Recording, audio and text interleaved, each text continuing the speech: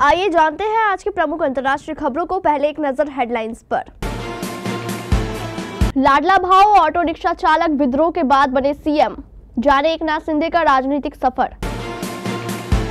सबू बॉर्डर पर किसान किया है दिल्ली प्लान, अलर्ट मोड पर पुलिस।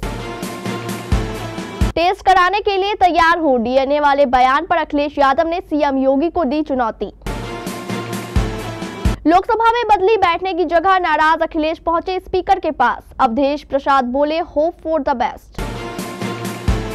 इन्हें टेंट नहीं ताबूत समझिए, बच्चे बिलख रहे हैं, महिलाएं कढ़ा रही है, यूएन बेबस तो दुनिया बनी है तमाशबीन।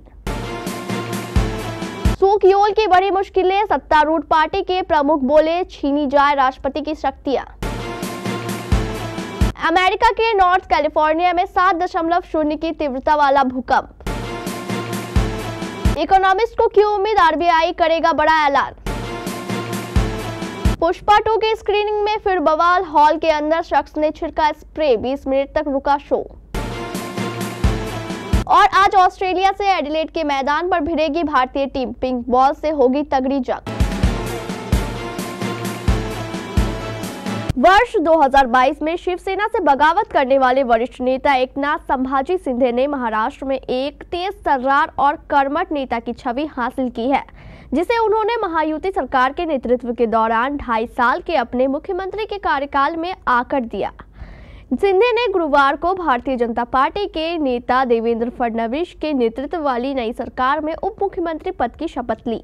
उनके कुछ उत्साही समर्थक भले ही इसे डिमोशन बता रहे हों, लेकिन कभी ऑटो रिक्शा चालक रहे शिंदे हाल ही में हुए विधानसभा चुनाव में अपनी पार्टी के दमदार प्रदर्शन के आधार पर यह दावा करते हैं कि वही शिवसेना की विरासत के वास्तविक उत्तराधिकारी है। नवंबर में हुए महाराष्ट्र विधानसभा चुनाव में शिंदे ठाणे जिले के कोपरी पचपखाड़ी से विधायक चुने गए और उन्होंने पार्टी को भी शानदार जीत दिलाई। शिंदे के नेतृत्व वाली शिवसेना ने 81 सीटों पर चुनाव लड़ा, जिसमें से 57 पर जीत हासिल की। पंजाब की खनौरी सीमा पर पिछले 10 महीनों से डेरा डाले बैठे किसानों का एक जत्था आज दिल्ली कूच करने वाला है। खनौरी सीमा पर अनशन पर बैठे किसानों ने घर से एक व्यक्ति के पहुंचने का आह्वान किया है। किसानों के कूच को लेकर प्रशासन ने कमर कस ली है। अंबाला के शंभू बॉर्डर पर गुरुवार देर शाम तक पुलिस प्रशासन की उच्च स्तरीय टीम मौजूद रही। इसमें आईजी अंबाला और एसपी अंबाला ने मौके पर दौरा किया और सभी सुरक्षा प्रबंधों का जायजा लिया। दूसरी ओर हरियाणा के दाता सिंह वाला बॉर्डर पर सुरक्षा बलों को फिर से सतर्क कर दिया गया। पंजाब के किसानों को दिल्ली कुंज से रोकने के लिए सुरक्षा बलों ने रणनीति तैयार कर ली है। शंभू बॉर्डर पर किसान नेता शरवंत सिंह पधेर ने कहा कि 101 किसानों का एक जत्था शंभू बॉर्डर विरोध प्रदर्शन स्थल से आज अपराह 1 बजे दिल्ली के लिए पैदल मार्च शुरू करेगा। पधेर ने कहा कि मोर्चे के चलते 297 दिन हो गए हैं और खनौरी बॉर्डर पर आमरण अनशन 11वें दिन में प्रवेश कर गया है। आज दोपहर 1 बजे 101 किसान मजदूर का जत्था शंभू बॉर्डर से दिल्ली की ओर कूच करेगा। बांग्लादेश के संदर्भ में उत्तर प्रदेश के मुख्यमंत्री योगी आदित्यनाथ का बटेंगे तो कटेंगे का नारा हिंदू एकजुटता का सूत्रधार बन गया है। बांग्लादेश में हिंदुओं के उत्पीड़न पर एक बार फिर सीएम योगी गरजे हैं और इस बार उनके इस बयान के तार संभल हिंसा से भी जोड़े जा रहे हैं। बटेंगे तो कटेंगे के नारे के बाद सीएम योगी ने डीएनए वाले बयान पर सियासत हाई कर ली है।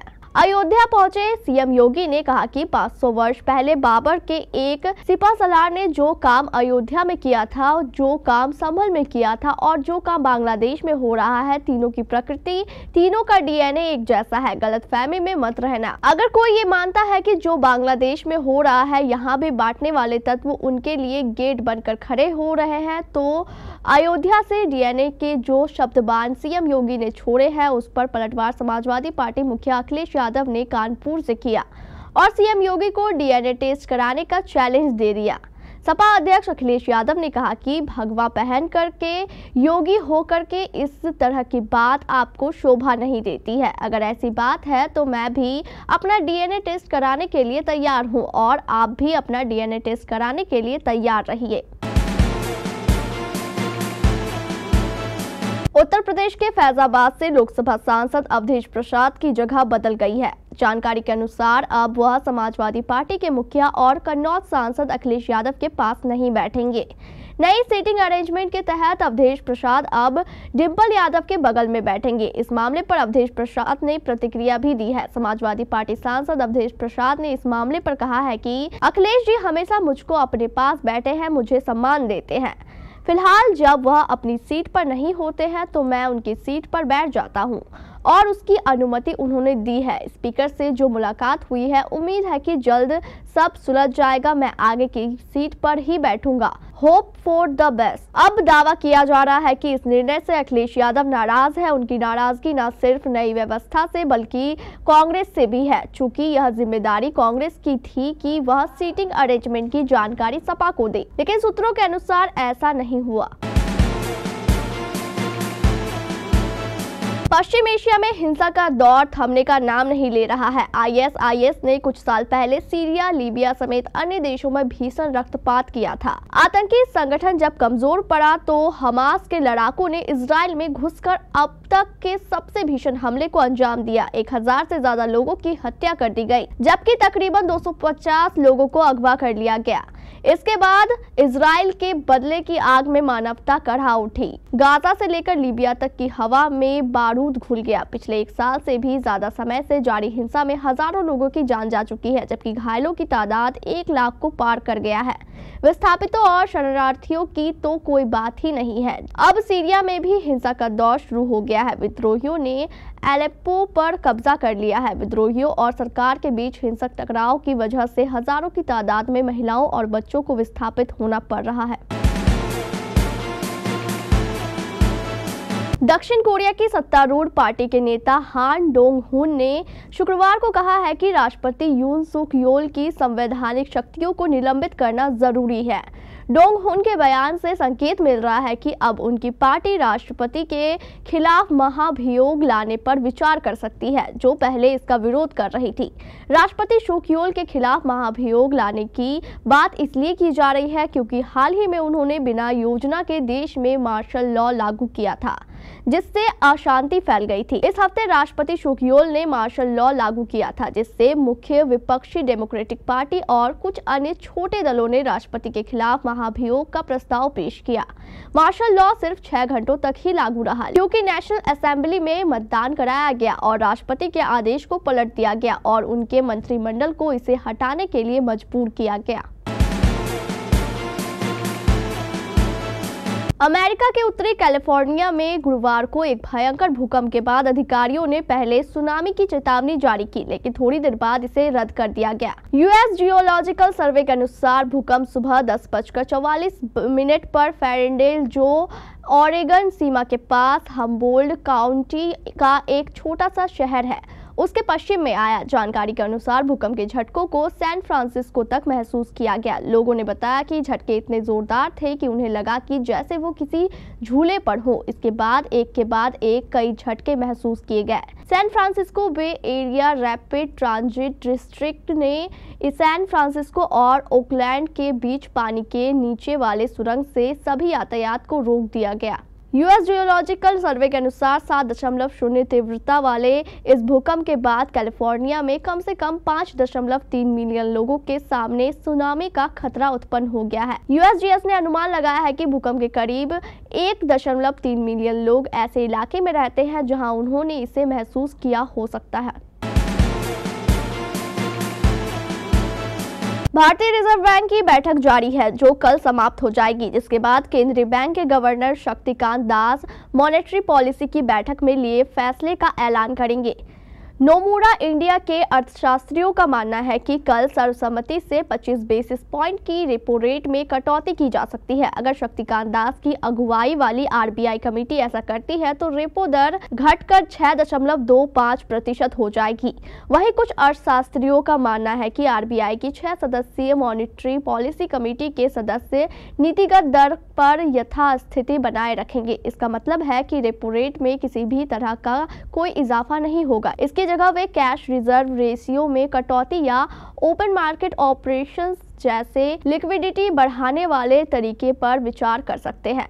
नोमुरो ने कहा है कि कमजोर बढ़ोतरी और एक साल के आगे की महंगाई की संभावना पॉलिसी मेकर्स को रेपो रेट में कटौती करने के लिए प्रोत्साहित कर सकती है।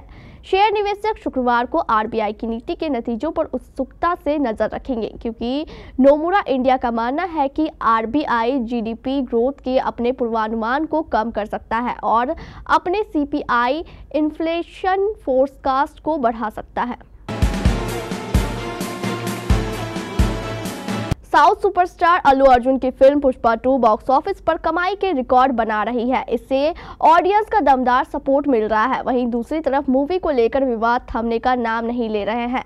हैदराबाद में मची भगदड़ के बाद अब मुंबई में फिल्म की स्क्रीनिंग के दौरान कुछ ऐसा हुआ जिसके बाद 20 मिनट के शो को रोकना पड़ा। मुंबई के गैयटी गैलेक्सी थिएटर में पुष्पा 2 चल रही थी। लोगों का दावा है कि इंटरवल के बाद किसी अनजान शख्स ने सिनेमा हॉल के अंदर पेपर स्प्रे कर दिया। इसके बाद वहां मौजूद लोगों को खांसी, गले में इन्फेक्शन और उल्टियां होने लगी। जानकारी मिलते ही शो को तुरंत बंद कराया गया। करीब 20 मिनट तक फिल्म की स्क्रीनिंग को रोका गया। पुलिस ने मामले की जांच शुरू कर दी है। एक वीडियो भी सामने आया है जिसमें थिएटर के अंदर ऑडियंस हैरान परेशान नजर आए। सभी खांसी से परेशान दिखे। वहां मौजूद एक शख्स ने सिनेमा हॉल के अंदर का नजारा दिखाया। भारतीय क्रिकेट टीम इन दिनों ऑस्ट्रेलिया दौरे पर है, जहां दोनों टीमों के बीच बॉर्डर गवास्कर ट्रॉफी के तहत 5 मैचों की टेस्ट सीरीज खेली जा रही है। पहला मैच जीतकर भारतीय टीम ने सीरीज में 1-0 की बढ़त बना ली है। अब दूसरा टेस्ट डे नाइट होगा, जो पिंक बॉल से एडिलेड में आज 6 दिसंबर से खेला जाएगा। भारत और ऑस्ट्रेलिया के बीच एक ही पिंक बॉल टेस्ट खेला गया है, जिसमें भारतीय टीम को 8 विकेट से हार मिली थी। यह मुकाबला दिसंबर 2020 को एडिलेड में ही हुआ था। अब दोनों टीमों के बीच यह दूसरा पिंक बॉल टेस्ट खेला जाएगा। पहला टेस्ट मैच नवंबर 2015 को ऑस्ट्रेलिया और न्यूजीलैंड के बीच एडिलेड में खेला गया था, जिसमें कंगारू टीम ने 3 विकेट से जीत दर्ज की थी। इसके बाद से इतिहास में अब तक 10 टीमों के बीच कुल 22 डे नाइट टेस्ट मैच खेले गए हैं। इसमें सबसे ज्यादा ऑस्ट्रेलिया ने ही 12 पिंक बॉल टेस्ट खेले हैं, जिनमें से 11 जीते और 1 हारी है।